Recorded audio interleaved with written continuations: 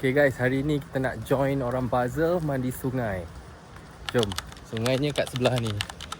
Orang sini lepas habis kerja je, dia orang akan tunjung sungai ni untuk balik rumah. Dia kira macam ala-ala orang yang duduk Gombak kerja kat KL, nak balik rumah, terjun sungai Gombak sampai rumah.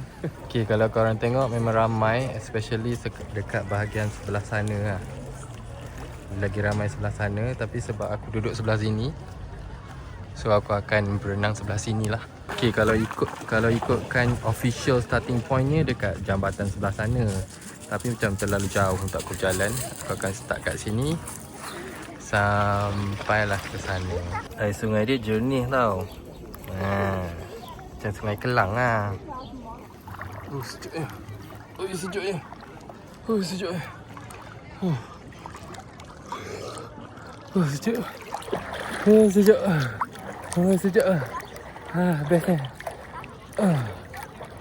This is nice. Sungai ni dia dah ada arus kan. So kau tak payahlah bersusah payah berenang pun sebenarnya. Just relax je. Nanti sungai ni bawa kau terapung bersama. This is the coolest experience in Basel that you could ever get. Lawa kan? Kita tunjuk pemandangan belakang.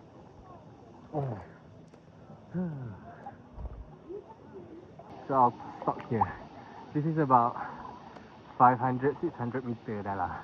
So yeah, kalau korang datang ke Basel dan ada masa, terjunlah dalam sungai. Tapi musim panas je lah. Janganlah kau buat gila kerja sungai masa musim sejuk. Okay. Bye.